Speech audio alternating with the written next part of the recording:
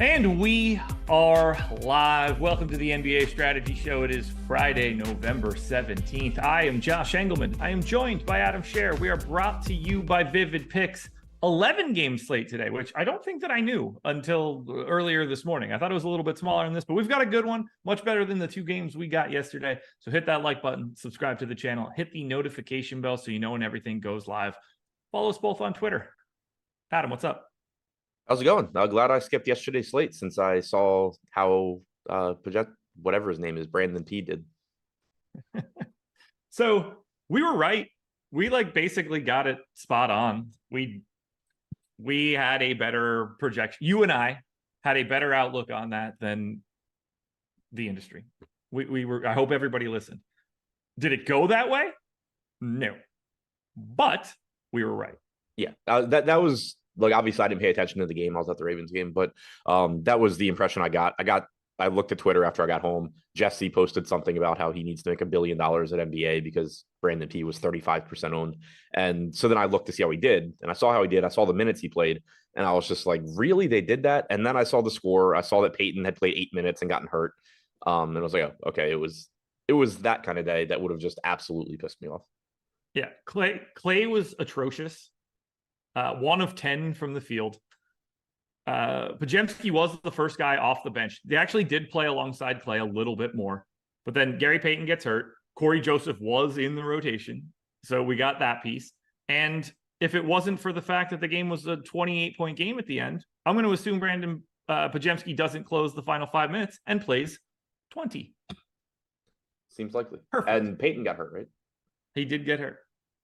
Yeah, didn't play at all in the second half. And they didn't add someone to the rotation for that. Moody played 23 minutes without closing in the garbage time. Corey Joseph closed the garbage time. We were all over this one. Oh, well, to be fair, the one major change that wouldn't really affect this analysis, Kuminga started over Looney. Yeah, so I saw that, and I thought for a second if that would have changed anything, but I don't think it would have. We had kind of talked about that too when somebody had asked if Podziemski might start. We had said that if they didn't go Looney, they'd probably go Kuminga or maybe Moody. Yeah, so that did happen. But for now, we got 11 games to talk about. Let's do it. Let's do it. I'm still trying to get my crunches and everything set up, but we've got some time. So am I, but I thought you were waiting for a response from me. No. We're good. There's not much to talk about in these first couple games. First one up, Milwaukee Bucks. 7.5-point favorites in Charlotte, 236 total. Let me grab the most recent injury report since I have been up for a minute, and then this one is no longer valid, but I don't think they've changed. Q-tag on Giannis. Q-tag on Marchand Beauchamp. We still have no Jay Crowder. Q-tag on Gordon Hayward. Q-tag on Brandon Miller. Still Terry Rozier out. And then the big one, welcome back, Miles Bridges. Yeah, that's a thing. We'll start on the Bucks side. 4% ownership to Giannis at 11,100 is the high mark. Dame and Giannis are both 12% on FanDuel. I don't really see anything on Milwaukee that I'm excited to have unless Giannis ends up out.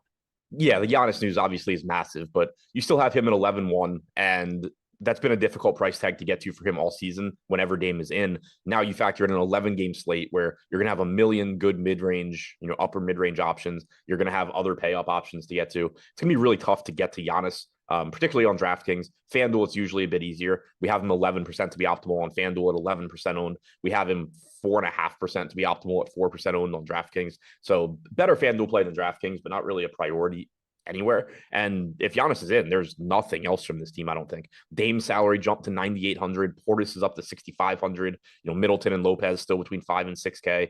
Really, really tough to want anything else from the Bucks that isn't Giannis. And it's tough to get to Giannis also. Now, if Giannis is out, everything changes for Dame. He goes from looking like a guy you don't really want to a really fantastic pay-up option. Yeah, without a doubt. Dame looks better. Portis looks better. 6,500, still an elevated price tag for him, but more minutes available without Giannis. Middleton and Lopez look better. Again, the issue with Middleton being the playing time, but everybody looks better if Giannis is out. There's more minutes, there's more production. Dame, not surprisingly, massive game without Giannis last time out. Like, he's still Damian Lillard. So, yeah, and it's a good spot. So if Giannis is out, you're going to be getting a lot of Milwaukee. If Giannis is in, you're probably not really getting any, even though this team has a 123 implied point total. I got one share of Portis on my run, and that was it for the team. And like, I probably don't even want that if Giannis is in. Right. Charlotte's side is a little bit more confusing and really crazy trickle-down effect. Hayward questionable, Brandon Miller questionable. They both missed the game on the 14th. And now we get Miles Bridges back. By all accounts, they're going to be using him and using him aggressively. Is that in game one? I have no idea. We're talking about a guy that did not play last year either. So game shape is up in the air. I went 24 minutes on Bridges. If one of those guys is out, I assume we get 30, 32 minutes out of Miles Bridges like it's normal. 5% ownership to LaMelo Ball is the high mark here. I have 8. PJ Washington's getting a lot of love on FanDuel, 22% owned. He's 6,200 power forward center on FanDuel. It's $1,000 cheaper than he is on DraftKings. I like LaMelo regardless. I'll like him a little bit more if one or both of Hayward or Miller are out. There's not a lot else here unless we lose one of those dudes. Yeah, the way it looks right now, they're not overly appealing. 10-2 for LaMelo, 7% chance of being optimal, 5% ownership. If you get there as a contrarian play, fine. Nothing else really coming into Charlotte. Bridges obviously does mess things up. We have him projected for about 22 minutes right now, which good a guess as any. Given, like you said, that he just hasn't played in over a year. But that's, those minutes and the fact he is a relatively high usage guy should cut into Hayward, Washington, at least Miller, at least a little bit. So it's really, really difficult to prioritize anything on this team. LaMelo is probably the first guy you get to. Yeah, I got to 8%, and that'll work for me. Mark Williams will always be mildly interesting. He's just really good. 1.2 fantasy points per minute, just sort of priced appropriately. We kind of just need the news for this one. So much of this entire game can be completely different 5 hours from now. Oh yeah, completely agree. Yeah, I mean, we could get Giannis out. We could get, Bridges is in fantastic shape and starting and playing 30 minutes. Like if Hayward and Miller don't play again, I assume Miles Bridges is playing 32, 34 minutes. Yeah, and I mean, he's 5,300, so that would look really good. Yeah, he'll be one of the best plays on the slate, which will be like really great for everybody to just be rostering up alleged domestic abuser Miles Bridges in his first game in a year and a half at 40% ownership or something. Hey, Tyreek Hill's been great for the bank account. Very true. Very true. That's long enough ago, though, that it doesn't count anymore, right? That's how that works. Yeah, I think so. By the way, allegedly, I want to be very clear here. I'm going to say this one like I'm Pat McAfee. Allegedly. But yeah, we need more information here. So we're going to move on to the next one if that works for you. Yep. Knicks and your Wizards. Q tag on RJ Barrett, Q tag on Quentin Grimes. They are both very important questionable tags. That trickle down effect is huge, especially if both of them end up out. That said, if both of them are in, 17% ownership coming into Mitchell Robinson at 5,500. I kind of completely agree with it. 11% ownership coming into RJ Barrett with that Q tag, 6,400 small forward, power forward. Not much else coming into the Knicks. Somehow, the Knicks are so uninteresting as a DFS team that they've negated Washington being the thing that makes everybody awesome. I like Mitchell Robinson. I like Barrett here. You're not going crazy to get anything for the Knicks unless we lose Barrett and Grimes. I apparently am. Is it Mitchell Robinson though? I have 42% Barrett right now. Okay, yeah, well that's fine to me. But he's the Q tag, so it's Robinson. Barrett with the Q tag, that's a lot of well, if he doesn't play, 42% of your exposure goes away type stuff. I'm not getting to anybody else. Right. Yeah. I mean, those are the two that I'm getting to right now. We have Barrett at 6,400, 19% chance of being optimal, 11% ownership. So clearly he's going to show up for me a lot. And like I said, 42% of my lineups right now. I've said it a million times, but take that with a grain of salt. It's 10 a.m. That's just how things are shaping up with our early projections for me. Robinson, 5,500, 17% owned. I'm getting to 20% of him as well. Nice spot against Washington. Plenty of rebounding opportunities whenever you're playing against Jordan Poole. But other than that, I'm not getting anything. I have 4% Julius Randle. And other than that, I don't have another Nick. If Barrett is out, you bump Josh Hart. Everybody else is incrementally better. If Barrett and Grimes are out, Then we start looking a lot better. I think Dante DiVincenzo, $4,700 shooting guard, small forward, becomes a really interesting value. Josh Hart obviously gets that same sort of bump. Quickly is already 5,900, which isn't a great price tag, but it doesn't take many more minutes for him to now become a guy you want to get to. Brunson, Randall, both incrementally better. Everything changes if those two guys happen to be out. Yeah, I agree completely. Randall looks better. Brunson looks better. Hart obviously looks better. You can start taking shots on quickly. Everything you said, completely agree. And I also just went back and looked. If the slate started right now, I would not have a single player from Milwaukee in a lineup, and I would have 10% LaMelo Ball. There we go. That is pretty much what I expected. Anything else on the Knicks side? No. Your Wizards are just scattered awful. 9% ownership coming into Danilo Gallinari is the high mark across FanDuel and DraftKings. That should explain exactly what this slate looks like. 8% is the second highest mark. That's Corey Kispert. I don't want anything here. Gallo is really the only thing I'm getting to right now, and that is something that's just very likely to change because we have 11 games and people are going to get ruled out. But right now I'm getting to like 24% Gallo. Fields at 9%. We have him with a 12% chance of being optimal. He came back last game after sitting on the second half of the back-to-back, played 18 minutes.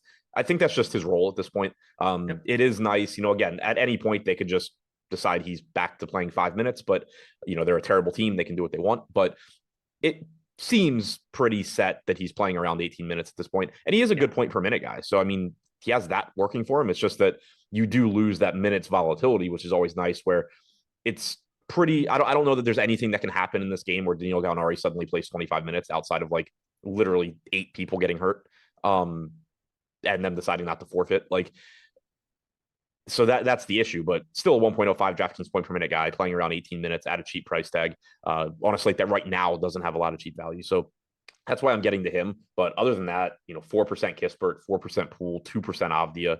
Field pretty much doing the same thing, with Gallo being the highest owned guy at 9%, Kispert at 8%.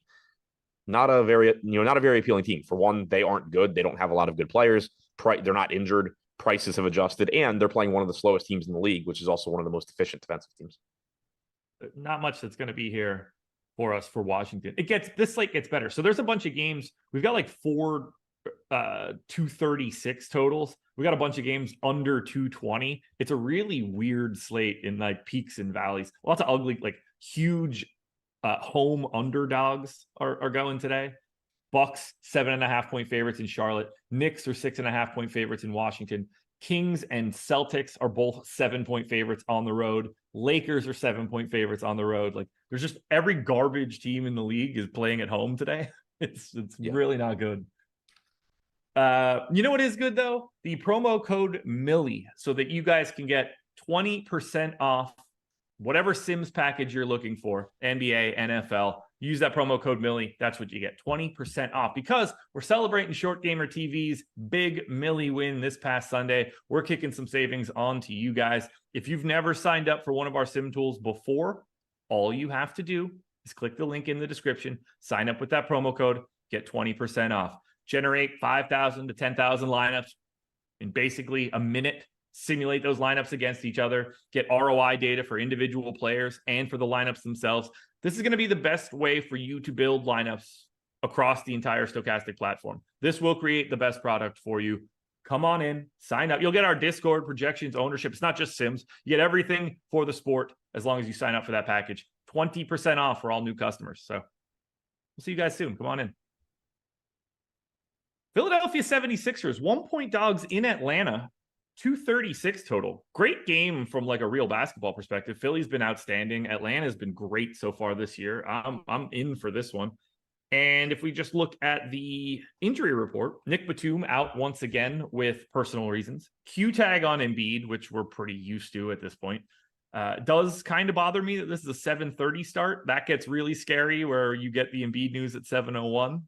Luckily, there's plenty of options to get off of that for the rest of the day. So it's not the same sort of disaster it could be on a smaller slate. Yeah. Shout out to Nick Nurse for sticking with the Doc Rivers bit of he's a game time decision 30 minutes before the game. I think that's an Embiid thing and it not a coach thing. Kelly Oubre still out with his phantom car accident. And for the Hawks, everybody that is available normally is in.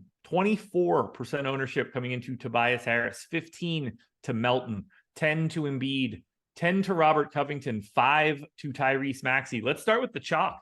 24% to Harris, 6,300, playing 36 minutes a night. It seems like he's sort of like gotten his role back now that there's not a Harden on top of that too. Yeah, I think what we actually need to start with is, did you see this bullshit rotation for Robert Covington last game? I don't want to talk. I brought it up on the process show this morning, and I was just like, oh, so that's what we all said was going to happen. Right. Yeah, so everybody in chat that Robert Covington's a terrible play. You should have known he's going to play 16 minutes. Shut the hell up. He played 37 minutes in this game. That aside, I'm getting the Melton and Harris. I didn't know, by the way, because I didn't do the deeper, like I didn't do a show Wednesday night.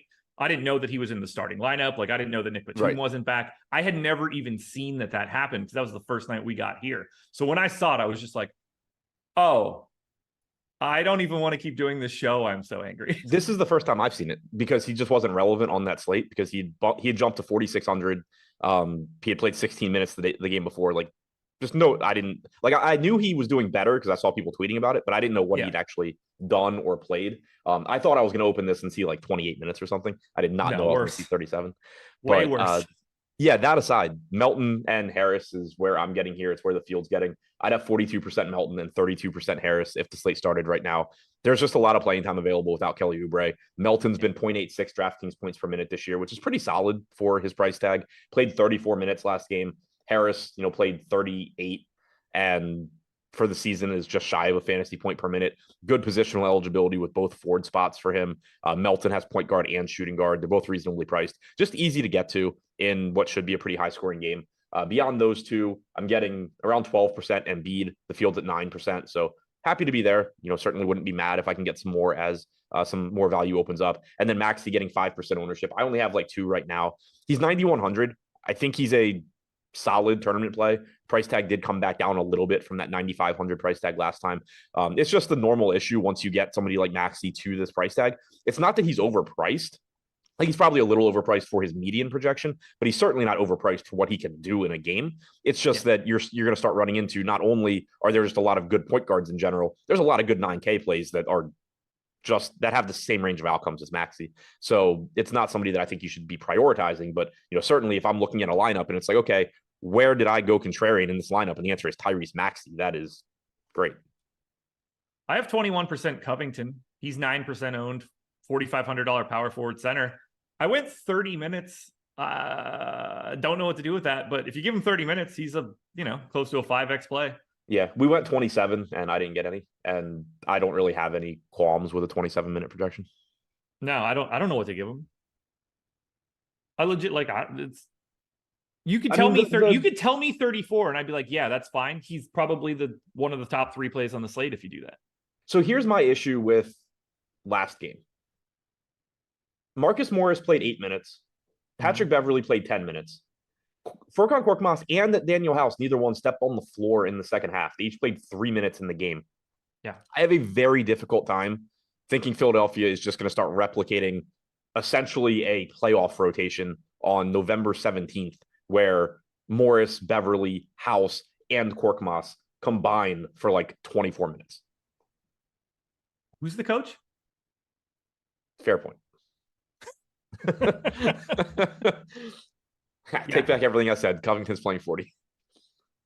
But all bets are off. Like there's no comfort level here. That's why I went 30. I think, anywhere 28 to 32 is easily justifiable anywhere through that range. But every one of those minutes matter pretty significantly, depending on whether or not you're getting a giant stand on him or really not getting there at all. Yeah. And, and the thing is, like, the price tag did come up. Covington's not a bad point per minute guy, but he's not elite.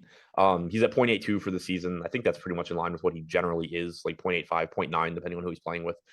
So it's not like I'm overly concerned about not having Robert Covington, but at the same time, if you guaranteed me he played 37 minutes again, I'm playing a lot of Robert Covington. He'd be in every lineup I have, probably. He'll be interesting. I don't mind having 21% if he's 9% owned. That's about like the extreme of what I would want here. I don't mind 2xing 10%. Yeah. If he falls into 37 minutes again, yay. Right. And for me, like, again, the way we have him projected right now at 27 minutes, which I think is reasonable, Same. we only have him 3% to be optimal at 9% owned. So using the data that I'm using right now, like, I wouldn't want to be getting him. Yep. Yeah. It's tricky. It's really tricky. That said, like, most of Philly looks good today. Jake DeWitt, Nurse, Covington will be limited to 42 minutes reconditioning. Yeah, I just don't trust Nurse. I really don't. And obviously we shouldn't. Hawks side, everybody's around. 17% ownership coming to Okongwu at 4,700, which is really just so weird that he has just become like a guy that can get 10 to 15% ownership regularly as the backup center, but it's not like shocking to see in any way. I just don't know why his ownership hasn't moved, or his salary rather hasn't moved. I have no idea. With as aggressive as DraftKings has been about pricing this year, it's like they don't have a Okongwu in their pricing spreadsheet, so he's just sitting there. I think the problem is like he'll go in these last two games. He played 21 and a half and 21 and a half. And it's like, okay, I guess we're not moving it. The playing time was the lower end. And then he just pops a 26-minute game. And it's just like, oh, shit, that's why you got to get to Onyeka Okongwu. But that's also why he's getting the ownership every day is, when you're taking it, when you have a $4,500 guy and he goes out there and plays 28 minutes and has a good game and suddenly he's $5,800, but Okongwu is still at 47. Like, it's just Okongwu looks so much better than most of the guys priced around him because the other comparable players are just getting their prices jacked up and he's not. 12% ownership to Sadiq Bey at 4,400, which I think looks like a pretty good value for today, given the way that he's been playing. He's clearly not changing up any rotational pieces. 5% to Trae Young, who looks, basically identical to Tyrese Maxey at basically the exact same price. Capella's not getting much love. You can get to really any of the main dudes from Atlanta, but I think Okongwu and Bey are the two best options. Yep, those are the two I'm getting to. 38% Bey, 22% Okongwu for me right now. So like 3x the field on Bey, a little over the field on Okongwu. Don't have any problem with that. 4,400 for Bey. And this is, we just talked about it on the other side of this game. Bey is basically the same price as Covington. He's getting similar ownership, but we have Bey with a 12% chance of being optimal compared to Covington at 3%. So I'm not really surprised that I'm just playing a ton of Bey and no Covington. That's something, though, that it's not a right or wrong answer. If you're going 30 minutes on Covington instead of 27, he's going to look a lot more similar to Bey. And the 38% combined ownership I have should start looking more like 19-19 or something in that range. So that's really just comes back to how are you projecting Covington. But Bey, the playing time certainly has been there. He's playing well. 0.83 DraftKings points per minute. So again, same as Covington this year. That's a very interesting spot where it's just how you approach those two is going to depend on how you're projecting Covington exactly. But so yeah, getting to a lot of Bey, getting to a lot of Okongwu. Other than that, not much. 4% Bogdanovich, 2% Trae Young. Trae Young, like you said, basically the same thing as Tyrese Maxey. A little overpriced for the median projection, but certainly capable of just giving you 60 fantasy points and being somebody you have to have regardless of the salary. You ready for the next game? I don't think I am based on the tone of your voice. 8.5-point underdog Pistons in Cleveland, 220 total. No Boyan, Duran, Harris, Livers, Morris. Marvin Bagley, questionable. Get ready for this one, because if Marvin Bagley does not play, first of all, if Marvin Bagley does play, $5,100 center, completely reasonable to get to as a center option. You don't go crazy, but he's there. James Wiseman is a $3,300 center. If Marvin Bagley does not play, I got a sneaky suspicion that we are going to end up with quite a bit of Wiseman. Yeah, that seems very, very likely. Isaiah Stewart would look better too. He would. This one's going to be bad. You know who else is going to end up looking good if that happens? Asar Thompson. Sure. That's not the way that I was going to name somebody that doesn't have that pedigree. Kevin Knox has been exhumed from wherever he was previously back to Detroit. Played 21 minutes 2 games ago. Sorry, played 24 minutes 2 games ago. 28 and a half in their most recent game. If we lose Bagley, Knox is probably going to play 28 plus. He's 4K, small forward, power forward. He would unfortunately become interesting as well. Yes, he would. It's always fun when you get a team like Detroit that is terrible and mostly has bad players going up against a team like Cleveland that plays defense, and you can build your entire slate around them. Yeah. Like, I don't mind getting to Cade, but he just looks like a guy on this slate. I think Beef Stew similarly just looks like a guy on this slate. Thompson, same. There's not much else here, but if Bagley ends up out, the trickle down is nuts. Yeah. I mean, so with Bagley projected in, right now out of 50 lineups, if the slate were starting, I would have one lineup with Alec Burks. I would have one lineup with James Wiseman. I would have one lineup with Cade, and I would have one lineup with Bagley. If Bagley gets ruled out, you're just going to have so much of this team. Yeah, you're going to have 40 lineups with James Wiseman. Right. And Isaiah Stewart will be playing center. Like, no matter what we say about Wiseman, even if you just want to be as pessimistic as possible and give him 22 minutes, he's a fantasy point per minute guy at 22 minutes, and that would be at 3,300. Like, you're just immediately projecting him as the best point per dollar play on the slate. Yeah, and just like, back when Bagley was really cheap and Duran got hurt, he can't possibly fail. Nope, not at all. Not at all. Well, if it helps, I probably won't be playing the slate tonight, so I guess he will do perfectly fine. Yeah, I was already trying to think of like who the backup center would be that I play instead of Wiseman, who comes in and gets 3 fouls in 2 minutes. But I don't think they have anybody else. I think the answer is Isaiah Stewart. So yeah, I think so too. I think they might actually just start Stewart. Certainly could. I mean, that would actually make more sense. Like, yeah, start Stewart. I think they would start Knox. Right, start Stewart at the 5, put out Knox or Burks or whoever you want. And then just have Wiseman as the backup center. In that situation, like, Wiseman's still a good play, but I certainly wouldn't like him quite as much as if you were starting. But the counter to that is if he starts, his ownership's going to be like 80%. If he comes off the bench, he'll be like 20. Your boy wants to know if you're on for head-to-heads today. Yeah, I mean, the real slates, yeah. Like, I'm not making separate tiers and showdown lineups and shit. No. Not enough time. Not enough time for the $20 tiers head-to-head? No, don't have time for that. But yeah, I'll play the classics. Whoa. Chris Haynes. Russell Westbrook has requested to come off the bench. I doubt it. Yeah, I think somebody might have gone to Russ and suggested that he request to come off the bench. I got a sneaky suspicion I know who gave Chris Haynes that report, and that is the way that is written is certainly coming from Russ's agent, making it look like he is like, you know what? We'd probably be way better off if I don't do the one thing I want to do. Also, as an aside for the dude in chat, I don't have it in front of me, so I don't remember his name, but just send me main slate head-to-heads. It's a lot easier for me to find them and accept them than going through like 8,000 things. Yeah. Or not main slate, classic. Main slate, turbo, night, whatever. I'll play those. But yeah, just send me those. It's easier for me to find. The opposite side of this game is also crazy. Darius Garland, questionable. Donovan Mitchell, questionable. Isaac Okoro still out. Hard to action anything right now because of those two guys. If they're both in, I still don't mind $7,200 Garland, or, like, you can get to any of the starters for Cleveland.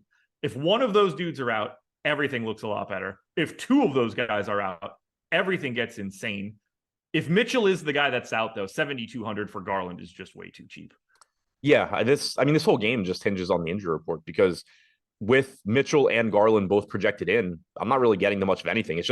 It's basically a tournament team. It's, you can use any of Mobley, Mitchell, Garland, Allen as contrarian plays that have pretty nice ceilings, but nothing stands out. I'd have, 4% Mobley, 4% Garland, 4% Strus, and 2% Allen. But you take out Mitchell, Garland looks fantastic. Mobley looks better. Strus looks better. LeVert looks better. You take out Garland, Mitchell looks great. Strus, LeVert, Mobley all still look better. You take them both out, and this team is just unbelievably good. You probably start looking at like Craig Porter Jr. again, and in that case, if they were both out. So just like Detroit, if they're in, then fine, get some of these guys in tournaments as a contrarian piece. But I don't expect this game to really matter. If they're out, like if Bagley is out, and then at least one of Garland and Mitchell is out, this becomes like one of the most important games on the slate. Yeah, it's nuts. It is nice. 6,900 for LeVert right now. At least that doesn't become like you got to have 90% LeVert. Yeah. What is he FanDuel? I assume like 5,200. It's 65. Okay. It is. So I am kind of glad. Like, this is a 7:30 game. We'll probably have news anyway. But at least the Knicks, Wizards, Bucks, and Charlotte were teams that like we weren't getting much of. Yeah, so you're not going to be blocking anything out. Right. It's a ridiculous game. So buckle up for all of that news for later tonight. Sacramento and the answer Kings. To the question that I'm sure somebody is thinking, like, if we didn't have news, do you just like X out the Washington game and the Charlotte game and be ready to like start over at 7:30? I think the answer is it depends on how good your late swap process is. If you have a good one, there's no reason to worry about it. If you struggle with late swap, then, you're probably not going to be dead because you don't play anybody from those games. But, like I was getting to a lot of Barrett, I was getting to a lot of Robinson, so I ideally, like I think mine is good enough that I can just deal with it if we don't have that news. Yeah. Sacramento Kings are 7-point favorites in San Antonio. 236 total on this one. For the Kings, still no Alex Len, but Keldon Johnson probable, Trey Jones doubtful, Devin Vassell out. So we've got a lot going on the San Antonio side. 17% ownership coming into Malik Monk right now, $5,400 point guard, shooting guard. We're getting 10% to Kevin Huerter, 8% to Keegan Murray, 9% to Fox, 7% to Sabonis. I'm getting the most of Monk. I don't want to, not with everybody in. Yeah. I was looking at the Spurs side. Sorry. Yeah, I'm getting the most of Monk too. I'm getting 12%. He's 17% owned. So I'm a little under the field, but it is worth noting, like his salary dropped, so again, good job DraftKings there. I've really liked their pricing this year. I know some people probably don't, but I really like the pricing. And part of being really aggressive with bumping pricing up is you also can't just like let those guys stay there when things change and then half the slate is just like completely unclickable. So it is nice to see Malik Monk drop back to 5,400 now that De'Aaron Fox is back. It does make him playable still, in his scoring role off the bench. So 17% ownership looks a little aggressive, but I have 12%. Getting to 12% Keegan Murray right now if he plays, which is fine. He's not even on the injury report. Never mind. Yeah, so getting to 12% of him at 6,200, he's 8% owned. I don't have any problem with that. Getting to 8% Huerter, 6% Fox, 2% a piece of Sabonis and McGee. Nothing that stands out as a top priority from this team, but a lot of guys that you can fit into lineups because it is a good matchup. They do have like a 123 implied total. And unlike the Bucks, who have a very similar implied point total, this team isn't really expensive and they don't have Giannis and Damian Lillard. Like they have Fox and Sabonis, but that's not quite Giannis and Lillard doing everything.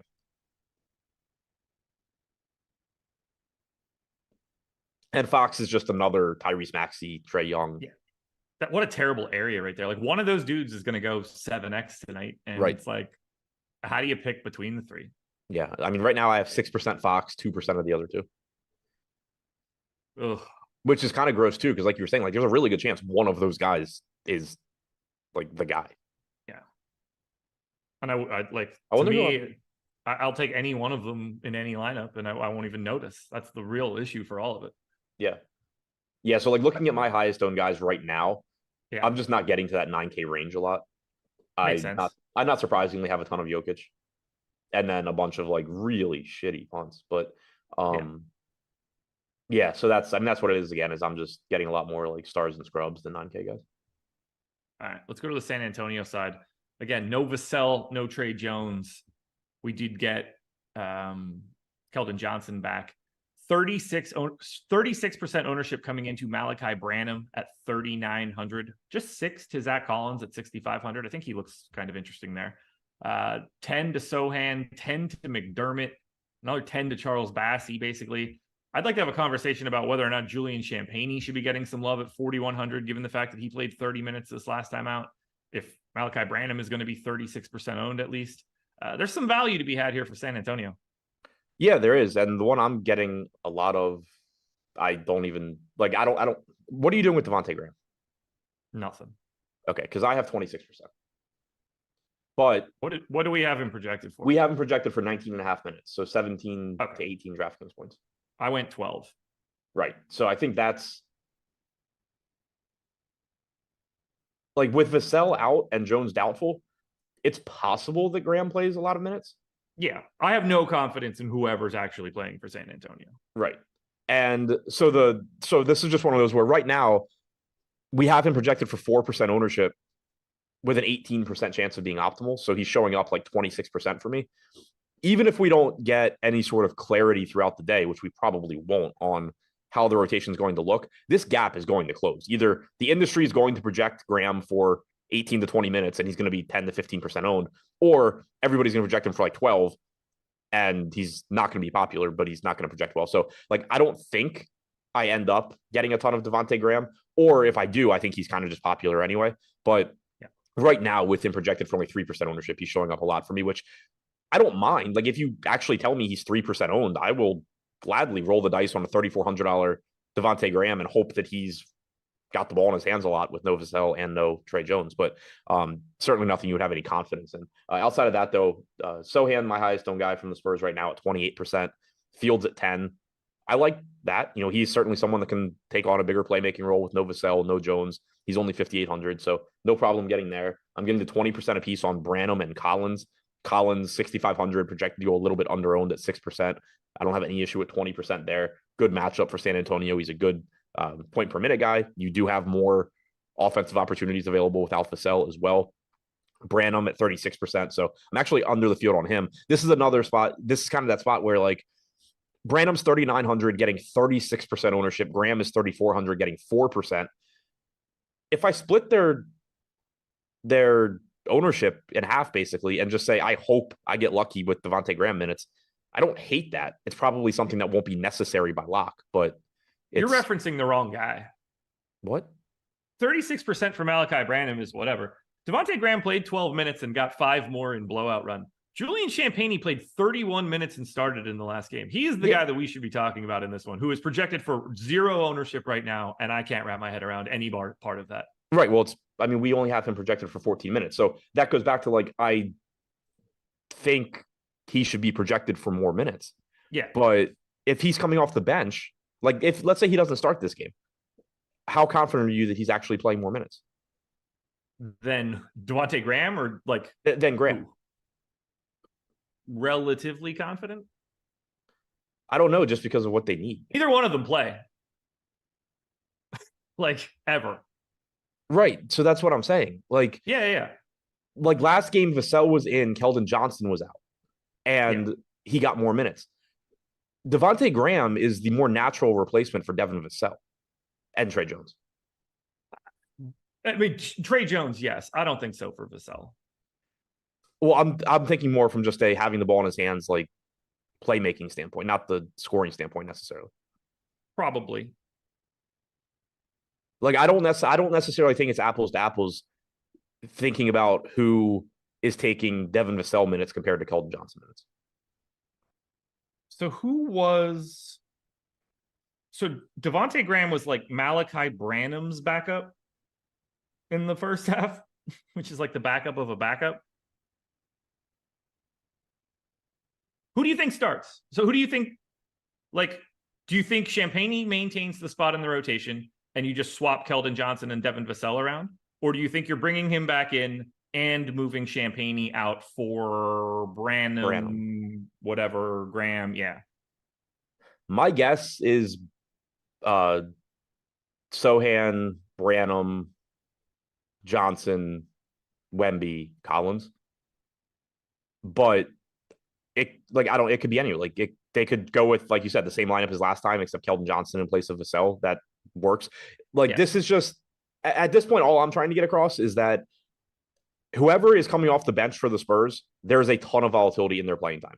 Yeah. If neither of Champagnie or Graham start, I would not be surprised at all if Graham plays more minutes than him. If Champagnie starts, then yeah, obviously you should be projecting for a lot more minutes than Devontae Graham.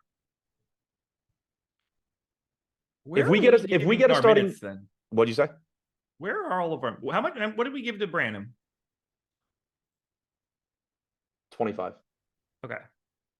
You said like 14 to Champagnie or something? Yeah, 14 to him, about 20 to Graham, about 20 to Chetty, 21.5 to McDermott. Did we give Barlow a bunch? Gave him 1. Okay. Gave Mamu 1. Okay. I feel like we're light on minutes somewhere. Yeah, I'm shocked to see Champagnie getting no love. I mean, it's just I think the assumption right now is probably, or our assumption at least, is probably Branham starting, and then who the hell knows off the bench. Yeah. But yeah, they all I'm haven't trying to done get across anything here, with Devontae Graham that makes me think Devontae Graham is getting anything for this team. What did you say? They have not used Devontae Graham at all in any reason. He's only appeared in 2 games. Nothing that they have done has made me think that they want to play Devontae Graham. Yeah, I just don't think we've seen this situation before either, though.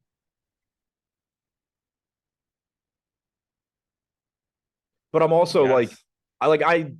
this isn't me even pushing for Devontae Graham. My entire point here is just we haven't seen this situation. Assuming neither of those guys are starting, I think that there's very obvious minutes available for Graham and like his skill set, what he does. I don't know if he gets them. Yep. It's 10:40 already. NFL show coming up after this, and we are on game 5. Yeah, that's good. Look, it's a lot to talk about. It's a lot. We should cancel that NFL show. Nobody wants to watch that garbage. There's no NFL today. Screw them. Exactly. It's Friday. Who wants to Friday basketball in-season tournament? Look, pay attention to San Antonio. We're going to need this starting lineup, and we're going to need more information throughout the day. But I think there are spots in this San Antonio team that can be underrepresented. Like you and I both looked at this and came at it from very different angles for two separate people. That is a path for San Antonio today. Right. And ultimately, I probably like the Devontae Graham thing. Like, I'm not planning on taking a huge Devontae Graham stand. It's just like, maybe you do. If he's starting, maybe then we are taking. Well, sure, yeah, if he's starting, but like to me, it's just interesting. Like, if Malachi Branham is the guy that moves into the starting lineup, this bench rotation is completely unknown. Yeah, and I wouldn't mind playing a 3% owned Graham and just hoping that he is like the backup point guard. Oh, it's going to be interesting. It's going to be very, very, very interesting. Boston Celtics. Actually, know what? Before we hit 1, 2, 3, 4, 5. Before we hit that, I want to get the read out for Vivid Picks now because I might go pedal to the metal for the next 14 minutes. Vivid Picks. If you guys like money, you should sign up there. Click the link in the description. They will match your deposit up to $300. This is the easiest way for you guys to build a bankroll. You put in 100, you'll get 100. Put in 200, you get 200. Put in 300, you get 300. Not only that, your first play is a secure play up to $25, which means if it loses, you get that $25 back in site credit. This is the perfect way to get started at a pick'em site. If you like Prize Picks or Underdog or one of the other pick'em sites, please get yourself in at Vivid Picks and take advantage of the money that they are offering you. Link in the description. Sacramento's going to blow out the Spurs by 40 by the time the third quarter is over, so you can't touch the Kings starters. I hope you put your entire life savings on that bet then. By the way, line is 7. I would love to have the Kings starters if they're up by 40 in the third quarter. So would I. That would be at least one of them. I'm going to assume one of those guys did a really good job. Yeah, especially considering the Kings don't exactly play defense. No, they don't. Boston Celtics. Highest owned guy is Jaylen Brown at 3%. Drew is at 14 on FanDuel. Q tag on Jaylen Brown, Q tag on Kristaps Porzingis. This is like half the games we've already talked about. It's really not actionable right now. No one for Boston looks good if everybody's in, and everybody starts to look better if we lose one or two of those guys. Yep, I don't have a single Boston guy if they're all in. And then if guys start getting ruled out, then yeah, of course, whoever's playing starts to look better. There's a better chance that the Spurs win that game outright than that Sacramento is up by 20 in the third quarter. All right, so I would definitely bet Sacramento's up by 20 in the third. I mean, I don't think you've ever said something like that and the opposite not happen. Oh, yeah. I thought you were disagreeing with me. And I was just like, oh, no. If you're just fading me personally, then yes. Agreed. Yeah, look, we need Boston news. Brown and Tate, like, everyone should know. If Brown is out, everybody looks better. If Porzingis is out, everybody looks better. If they're both out, you're going to want to get a lot of Boston. Yep. Also, 218 total. Terrible game script. Highest owned dude on Toronto. I love Toronto. that 218 is like terrible now. It used to be like when I started playing NBA DFS, would be like, holy shit, 218, just all of the game. Yeah. 3% ownership coming into Trent and Schroeder on Toronto. 16 to Trent on the FanDuel side. As we look at this one injury-wise, OG Anunoby is doubtful, but Trent is back. I'm good on Toronto. Yeah, same here. I have a lineup with Achua. I have a lineup with Schroeder. Throw Scotty Barnes in the Trae Young, Tyrese Maxey, whoever else we named bucket. The Aaron Fox. Yeah. Just another 9K point guard. At least Barnes has small forward eligibility too, but this game looks dreadful for fantasy. Orlando, speaking of dreadful games, Orlando, 1-point dogs in Chicago, 215 total, lowest total on the slate for the Magic. Lost my injury report here. No Wendell Carter Jr., no Markelle Fultz. 12% ownership to Banchero, 16 to Franz, 7 to Anthony Black. I'm not getting to anybody else. I am getting to those three guys right around their ownership, and I'm fine with getting to Paolo or Franz in this part. Black is just sort of a value piece that will probably go away. Yeah, I'm not getting to much of anything. Franz Wagner at 10% is my highest owned guy right now. So a little under the field, but in line with our optimal percentage, which is 11%. 6,600 small forward, nothing really interesting to say. It's just good position, reasonable price. 6% Cole Anthony, 4% Banchero. All looks fine. 5,400 price tag on Anthony, point guard, shooting guard. Again, I mentioned it before. I'm right now going a little bit more stars and scrubs. So getting like 2x the field on a pretty cheap Cole Anthony is fine with me.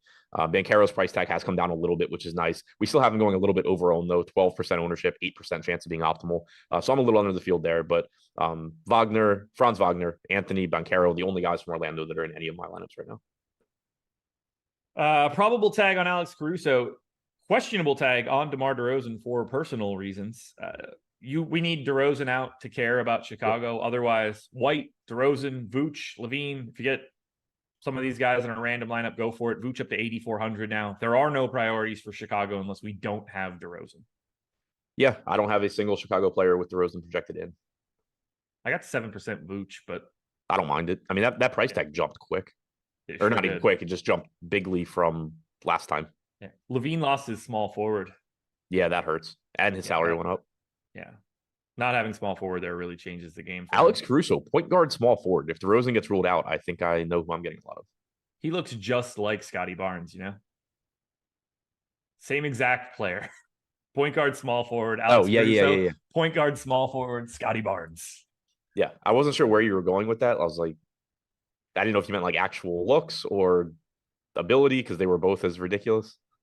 Yeah. Same guy.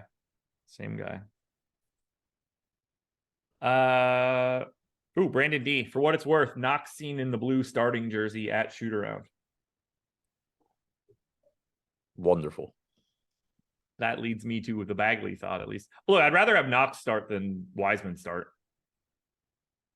I'd rather just put Wiseman in 100% of my lineups as a starter and move on. Nah, not me. Denver Nuggets, 4-point favorites in New Orleans, 224 total. No Jamal Murray, which we're well aware of at this point. Jose Alvarado, doubtful. So got to figure he's going to be back within a game or two if he's starting to have a change in his status. CJ still out, Larry Nance still out, Trey Murphy still out. Bunch of ownership coming into Denver, 20 to Aaron Gordon, 10 to KCP, 20 to MPJ, 16 to Jokic, 10 to Reggie Jackson. All those guys seem fine. They do all feel like a hair over-owned to me. I understand why everybody's getting some ownership, but like they don't look all that different to other things in their ranges. Jokic be damned, he's a different thing at 12.5. Yeah, I'm getting a good amount of this team. By the way, so am I.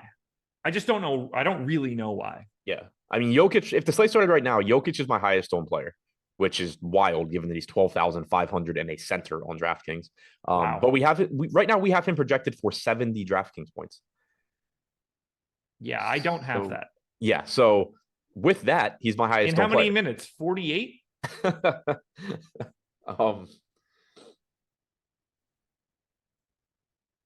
35. So 2 fantasy points per minute. Yeah, I mean that's not going to hold. I mean, it's not. Look, he's crazy. He's at 1.86 for the season. He's at over 2. He's at over 2 without Murray.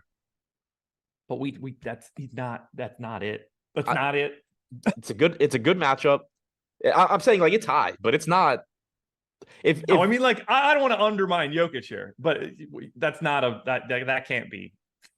But either way, Jokic is going to look great. Even if this comes down to like 68, it's going to look great. He's the highest projected dude on the slate, and there are no arguments for this. Yeah.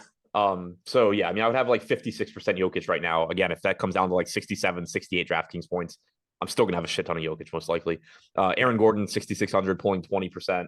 I have 22. I have 18% Porter. He's 19% owned. Reggie Jackson, 10% owned. I have 16%. I have 6% KCP. So Jokic, Gordon, Porter, Jackson, KCP. I'm pretty much with the field on everybody other than Jokic in that group. And then I'm just jamming Jokic right now. 32.5 points prop, slightly juiced to the under. 12.5 rebound prop, aggressively juiced to the over. 9.5 assist prop, aggressively juiced to the under. Yeah, you're gonna land for you. I think realistically, you're at like 65 for him today in like 35 minutes. You're gonna hit like 1.85 to 1.9. 2.03 DraftKings points per minute in 4 games without Murray this year now. 38% usage rate, 45% assist percentage. Nitpicking that projection aside, that usage rate is actually really interesting. Yeah, because last season when Murray was out, you'd see an uptick for Jokic around like a tenth of a fantasy point per minute. But he had a 27.7% usage rate in the games he played without Jamal Murray last season. He had a 43% assist percentage. So last year when Murray was out, it was more so like Jokic's floor became higher because Jokic wasn't going to steal. Murray wasn't going to ever, be taking over a game, obviously, if he's not playing. But the per minute production didn't change that much. If he's going to actually have a 38% usage rate in games without Jamal Murray while still getting these assists, he's actually going to be a 2 fantasy point per minute guy. Insane that we could even have this conversation. And like, it's not crazy. Right. Like the usage thing is really, really big. Yeah. Look, there's a reason that dude's the best player on the planet and has been for multiple years. He's awesome. No disagreements. I'll have trouble getting the 2 on the dot, but you give me 1.9 and I'm going to be like, yep, that looks pretty damn good. There's a reason he's 12.5. Anyway, we got to keep moving because we got about 7 minutes and 6 more teams to talk about. Pelicans side doesn't look great. Dyson Daniels moved into the starting lineup last time out. He's 9% owned. Ingram's 8. I don't see any priorities from the Pelicans. No. Dyson Daniels 8% for me. Joe Val and Hawkins each in a lineup. There's nothing that really stands out to me right now. I'm still just not getting to Brandon Ingram, which I haven't been all season long for whatever reason, but shooting guard, small forward, 8,400. I think if you are going with more balanced builds, Ingram is a pretty interesting piece at only 8% owned. It's just, again, if you're jamming in Jokic everywhere, it starts to become tough to be getting to a lot of like the, mid 8K, low 9K range. If Bird Gang is right, Bagley wearing the reserve jersey, I'm even more confused. Are they going to go to Knox and then just not play Wiseman? If Bagley's in and coming off the bench, I assume Bagley's just the backup center and Wiseman's not in the rotation. Right. Yeah. Which is great for beef stew. Yeah. Don't sleep on that one. Like, even if Bagley's in and coming off the bench, Stewart still looks better. Yeah. And Thompson still looks better. Lakers are 7.5 point favorites in Portland today, 223 total. Highest owned dude for the Lakers is 7% owned Braun. He's questionable. AD's probable. They're the only 2 guys you could play for this Lakers team. And even then, you're not going there with any sort of regularity. Yeah, I have 10% D'Angelo Russell, so that's actually my highest owned Laker, but I agree. I wish we had time to dig into this. I want to know if he closed or not. He hadn't been. But that's a bigger discussion for later. Yeah. So he's 7,100 point guard. He did close. He played 35 minutes. Yeah. 6% owned. So yeah, 10% is fine there. I have 2% LeBron, 2% Cam Reddish at 4,800 shooting guard, small forward. It's just another team where James is fine, Davis is fine, Russell's fine, Reddish is fine. You're probably not getting a lot of any of them. Are you getting to the big minute guys for Portland? DeAndre Ayton, Jeremy Grant, Shaedon Sharpe, Skylar Mays. What are you getting here? 16% Grant, 10% Sharp, 10% Kamara, 6% Mays, 4% Reef. Kind of the same thing. Jeremy Grant, 10% ownership, 9% chance of being optimal at 7,300. Sharp, shooting guard, small forward is nice. 11% ownership, 8% chance of being optimal. Pretty much just in line with the field on those guys. A bit over on 3,800 Kamara at 10%. But again, that just goes back to how much Jokic I'm getting right now. Yeah. Ayton, Mays, perfectly fine contrarian plays, but nothing that, stand out. Phoenix Suns are 5 point favorites in Utah, 236 total. Doesn't look like we're going to get Bradley Beal here again. He's doubtful. I don't know if these 3 guys are ever going to play together. It's really sad. 9% ownership to Eric Gordon, 8 to KD. There are no priorities here for Phoenix, unfortunately. I just want this team to be real. Yeah, same here. But yeah, really, really tough to get to this team. Right now I have 4% Eric Gordon, who's 9% owned. I have 2% Durant, who's 8% owned. Nobody else is getting more than like 3% ownership. Really, really tough to get to this team, even without Beal. How much of the chalk 36% owned point guard, shooting guard Colin Sexton are you getting on the opposite side? 30. Yeah, me too. That'll go away by the end of the day in like in this bulk level, but he will be a point per dollar play for everybody today. But we'll end up finding value that negates him being in a third of lineups. Yeah. I mean, and last game he did close, but like he closed and Markkanen didn't. So not going to read into that. He played like 10 and a half, 11 minutes in the first half. I think expecting low mid 20s from him makes sense. And at 4,100, given just how few value plays there are, he's going to look fine. But like you said, as other stuff opens up, he's going to look marginally worse. I'm getting 16% Clarkson. I'm getting 14% Horton Tucker, shooting guard, small forward at 5K. I would be perfectly fine if that went away, but I get it at 4% owned, I guess, just hoping he gets a couple extra minutes.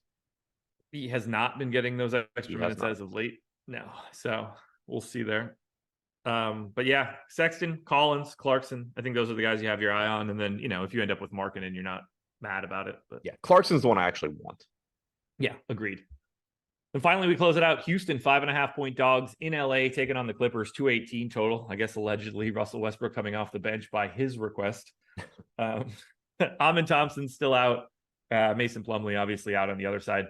10% ownership to Van Vliet, 10% to Şengün. That's all that's really standing out. Jabari Smith playing way less for this team than I realized he was. But I don't mind Jalen Green as like a $6,600 flyer. It's all just filler. Yeah, Tate's the guy I'm getting the most, and that's like 10%. And it's just we have a 9% chance of being optimal, 3% owned, 3,900 shooting guard, small forward. Can go away by lock, and I would be perfectly fine with that. But given the way, I'm building around Jokic, essentially, I'm not surprised that I'm getting a little bit over the field on a cheap Tate and just hoping he runs into some stats. Other than that, 6% Şengün, 2% Van Vliet. That's all I have from Houston. And then heroic effort from Russell Westbrook moving himself to the bench.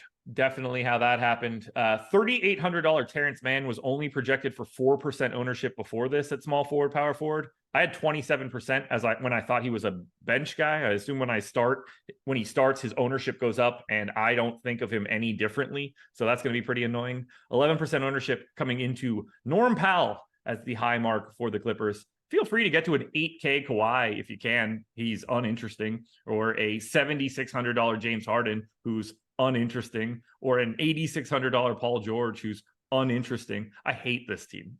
Yeah, same. I am getting to them a little bit more than I have recently, but still not a lot. I have 12% Norm Powell, who's 4K, 11% owned, so pretty much with the field there. 10% Paul George at 8,600, shooting guard, small forward, 4% owned. I do like that one just because of the positional eligibility and the fact he's 4% owned and he's Paul George. That obviously can work out nicely. 4% Zubats, 2% Man. We have Man projected for 26 minutes right now. If he's assuming he starts, that probably goes up a little bit, but probably not too much. So, I think he's another viable value option, but still playing with Paul George and Kawhi and Harden and at sometimes Westbrook. I got 27% of him at 4%. He's like the guy I got the most that isn't getting anything. I gave him 27 minutes in the run up. So yeah. I mean, so how many fantasy points do you have from that? 20. Okay. So we have him at 16.6 in like 26 minutes. Yeah, I mean, that's reasonable. I'm giving him a little bit more credit than what he's been so far this season. Yeah. But still, point per dollar play at 3,800. Of all the other stupid names we've named of like Danilo Gallinari and shit, I'll take my chances on Terrence Mann just being out there. Yeah, I mean, I've said that I have Gallinari, I have Devontae Graham, I have Jayshawn Tate. Like, please, like I would gladly be getting some more Terrence Mann at the expense of any of those guys.